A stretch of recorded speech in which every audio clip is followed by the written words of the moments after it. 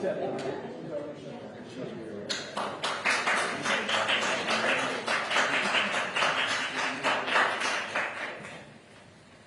you all for coming. You know, a few years ago, Polly and I got a call from some friends live in the Dayton, Ohio area. We live about 40 miles north of there, and they asked if we were free to go to dinner with them on a few nights later, and we said sure. And they said, before we go to dinner, we're going to tour the Wright brothers' homes. And we said great. We enjoy history. Let's learn about these amazing two Americans. And so we go there, and you paid the lady at the door $5 from the Historical Society, and you go on this tour and you learn all these amazing things about the Wright brothers. You learn about the bicycle shop and the other things, the gadgets and gizmos they tinkered with and built. Fascinating tour. Last stop on the tour is Orville Wright's bedroom, and they tell you a few more things about this particular Wright brother, and then they close the tour out by showing you two pictures. First picture they hold up, that very first flight, 1903, in Kitty Hawk, North Carolina, in this thing they called a plane. And you first thought you'd see that and you think, how did that thing get off the ground? And the truth is it barely did. It flew like 100 feet, got a few feet off the ground. And you're thinking about that, and you sort of remember that picture from 8th grade, 9th grade, whenever they teach you that in school. And I thought, well, that's amazing. They put that picture down, and then they hold up a second picture. 44 years later, 1947, Chuck Yeager breaking the sound barrier in a jet. And I was like, wow, that I didn't know. That's amazing. In 44 years, we go from two guys flying 100 feet to another American breaking the sound barrier in a jet. And literally, that was the end of the tour. They put that picture down, and Polly and I start walking out. And as we're walking out that door, it hit me. Wait a minute. Wait a minute, why did they stop there? I represent Wapakoneta, Ohio, Auglaize County, Ohio, hometown of Neil Armstrong, who 22 years after Chuck Yeager breaks the sound barrier, steps on the moon. Stop and think about it. In 66 years, one lifetime, we went from two guys flying 100 feet to putting a man on the moon. It is a great country, the greatest country in my judgment, made up of great people.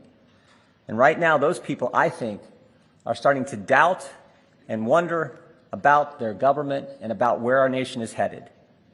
They see an open border. They see crime in the streets. They know what it costs to put gas in their car. They know what it costs to put food on the table. They see a war in Israel, our strongest ally, Israel, and what's happening there, and the help that Israel needs. And they see a government that's been weaponized against we, the people.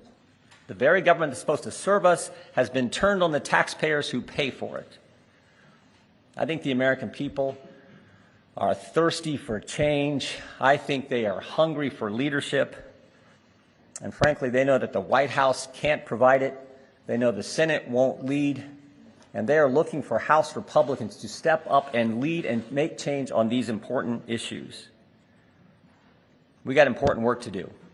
Important work to do. We need to help Israel. We need to get the appropriations process moving so that the key elements of our government are funded and funded in the right way, particularly our military. We need to get back to our committee work, and frankly, we need to continue the oversight work that I think is so darn important. In short, we need to get to work for the American people. We need to do what we said we were going to do. We need to do what we told them we were going to do when they elected us and put us in office, and frankly, we can't do that if the House isn't open, and if we can't open the House until we get a speaker. My favorite scripture verse is 2 Timothy 4:7. Paul's the old guy giving advice to the young guy, Timothy.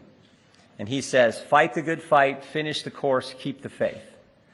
And I tell folks, I love that verse because of the action in it. Because of the word. Americans aren't timid folks. They're people of action. And the words in that verse, fight, finish, keep, I think fit the American spirit. Americans expect their government to fight for them. They expect us to finish our work.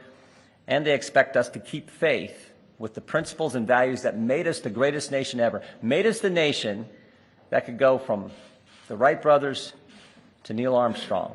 That's what we have to keep in mind. And that's the kind of attitude I think we got to have. The quickest way to get all this working is to get a speaker elected. That's what I hope we can do today. I'll take your questions. Good morning.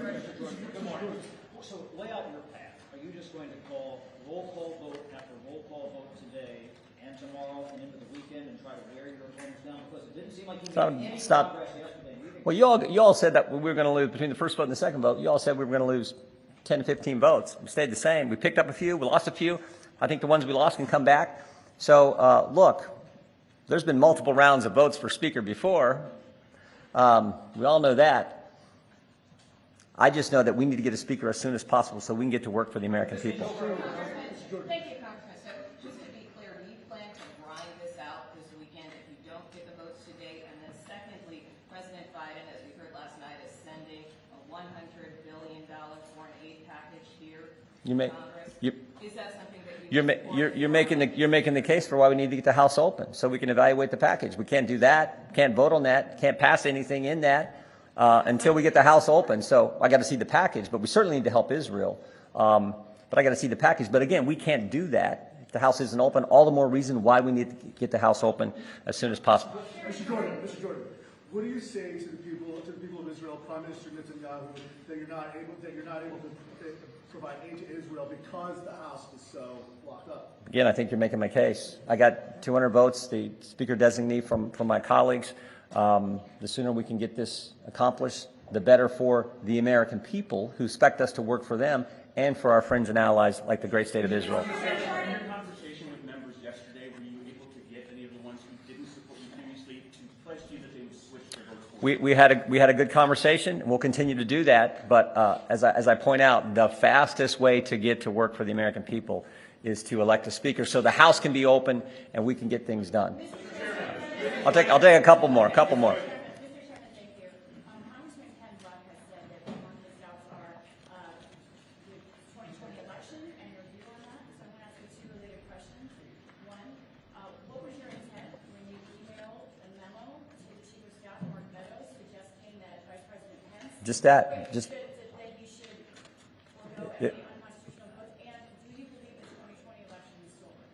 I think there were all kinds of problems with the 2020 election. I've been clear about that. My intention in forwarding the email was an argument made by former Inspector General for Donald Rumsfeld, accomplished lawyer who laid out an argument from the Federalist Papers. I forwarded it on to them. That was all it was. Can you walk through what is your plan this weekend? If you pick up any votes on the third ballot or if you lose votes on the third ballot? Our plan this weekend is to get a speaker elected to the House of Representatives as soon as possible so we can help the American people. Last one.